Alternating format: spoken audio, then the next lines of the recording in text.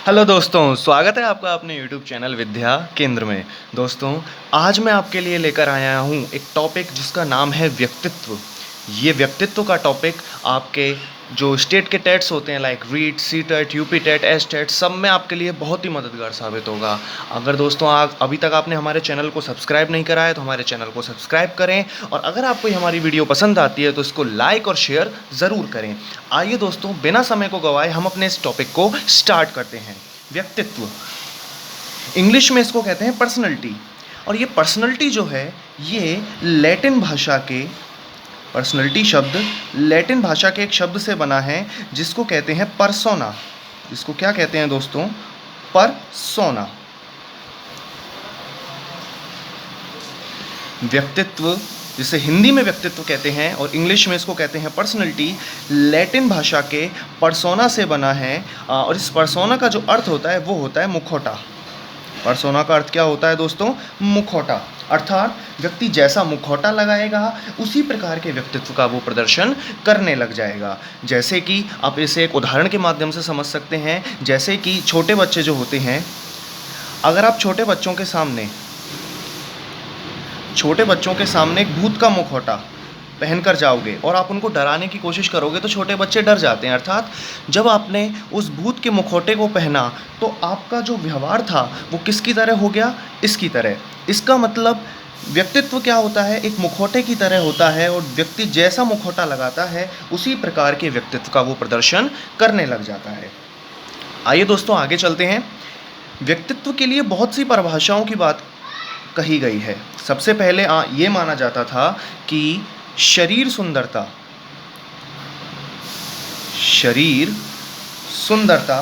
तथा पहनावे से व्यक्तित्व इंगित होता है। कि शरीर सुंदरता और पहनावे से व्यक्तित्व इंगित होगा। अर्थात जिसका शरीर सुंदर होगा, जिसने बहुत अच्छे कपड़े पहन रखे होंगे, जिसकी कद और काठी बहुत अच्छी होगी, उसका व्यक्तित्व बहुत अच्छा होगा। लेकिन आप ये बात समझ सकते हैं कि जिसका शरीर सुंदर होता है, जो अच्छे कपड़े पहन कर आ रहा है, जिसकी कद काठी अच्छी होती है, वो भी गलत गतिविधियों में संलग्न होता हुआ पाया जाता है। अर्थात उस व्यक्ति का व्यक्तित्व ये जो पैमाने इनके बताए गए हैं इसके आधार पर खरा नहीं उतर पाता। इसीलिए मनोविज्ञान ने इस परिभाषा को कर दिया दोस्तों अस्वीकार। और मनोविज्ञान ने इस चीज़ को केवल बताया सतही स्तर का मापन। अर्थात जो शरीर सुंदरता, पहनावे की जो बात आ रही है, वो मनोविज्ञान उस चीज़ को केवल सतही स्तर का मापन मानकर चलता है। मनोविज्ञान ने तो दोस्तों यहाँ तक कहा है, मनोविज्ञान के अनुसार तो ये भी है कि व्यक्तित्व एक बैंक के खाली चेक के समान है। कि व्यक्तित्व बैंक के खाली चेक के समान है, जिसमें मानव व्यवहार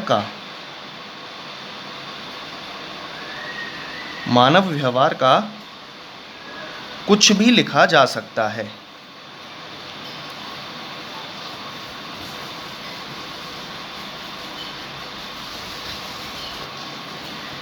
मनोविज्ञान ने क्या कहा है दोस्तों?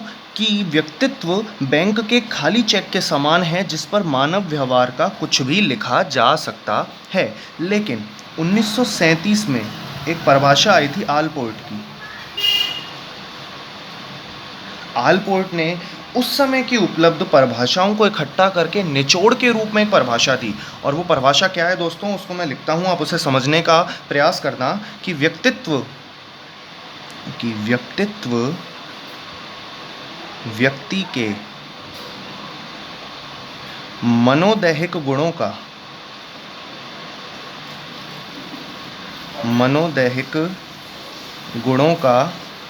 गत्यात्मक संगठन है।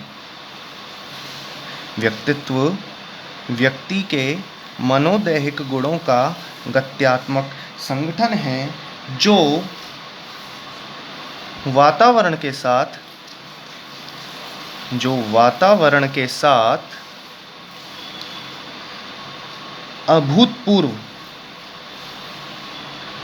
समायोजन को निर्धारित करता है।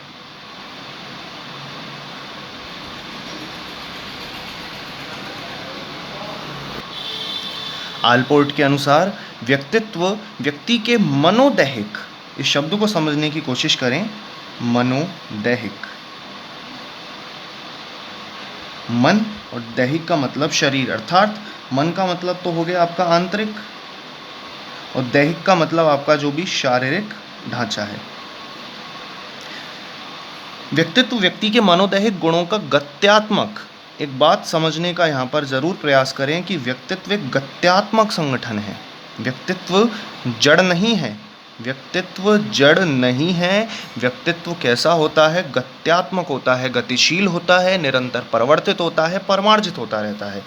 साथ के साथ व्यक्तित्व वातावरण के साथ व्यक्ति के अभूतपूर्व समायोजन को भी निर्धारित करता है। अभी तक दोस्तों हमने व्यक्तित्व के लिए पर्सोना शब्द की बात की है, एक शरीर सुंदरता और पहनावे की बात की है, बैंक के खाली चेक की बात की है और एक आलपोर्ट की परिभाषा की बात की है। अब हम एक अगली परिभाषा की तरफ चलते हैं जो कि है वुडवर्थ की।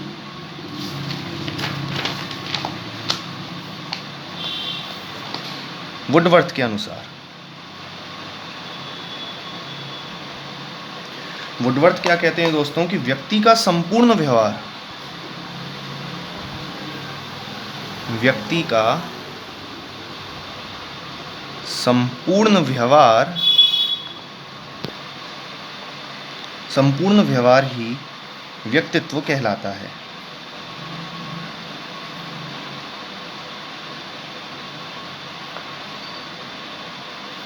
वुडवर्थ के अनुसार, वुडवर्थ के साथ एक मार्क्विस का भी नाम आता है।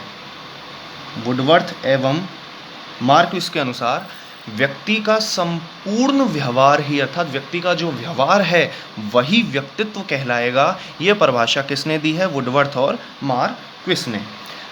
अब हम दोस्तों व्यक्तित्व के संबंध में कुछ महत्वपूर्ण तथ्यों के बारे में बात करते हैं।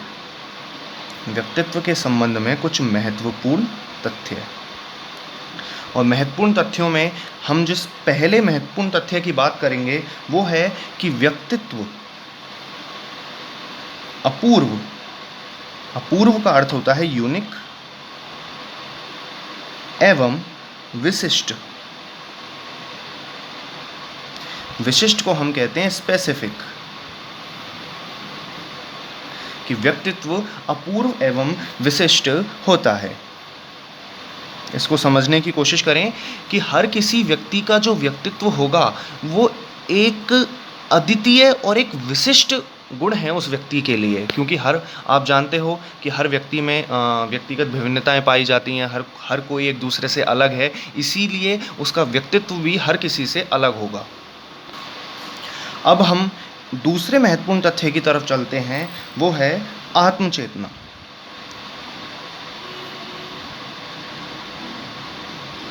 कि जब व्यक्ति में आत्मचेतना आती है, जब व्यक्ति में आत्मचेतना आती है तभी से उसका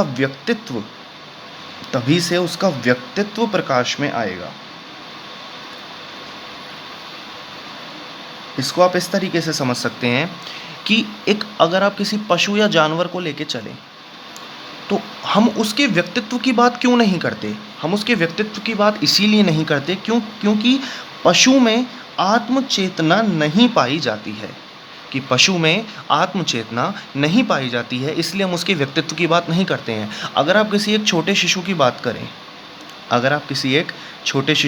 करें, अगर उस छोटे शिशु में जब तक आत्मचेतना का गुण नहीं आ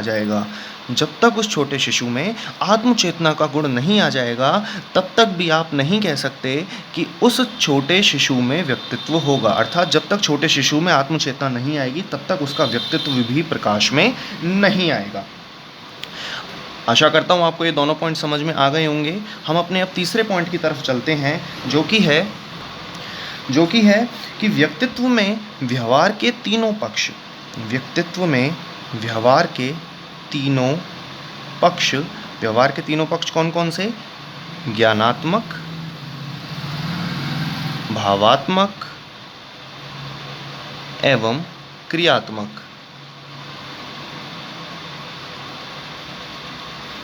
क्रियात्मक सम्मिलित होते हैं।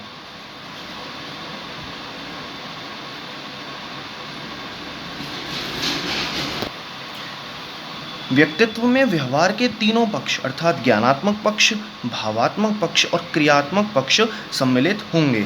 हम अपने चौथे पॉइंट की तरफ चलते हैं कि व्यक्तित्व जड़ नहीं है। व्यक्तित्व जड़ नहीं है अर्थात आपने आलपोर्ट की परिभाषा में ध्यान से देखा होगा, मैंने वहाँ समझाया था कि व्यक्तित्व व्यक्ति के मनोदैहिक गुणों का गत्यात्मक संगठन है। कैसा संगठन है? गत्यात्मक संगठन अर्थात व्यक्तित्व जड़ नहीं है, व्यक्तित्व स्थिर नहीं है, व्यक्तित्व निरंतर परिवर्तित, निरंतर गतिशील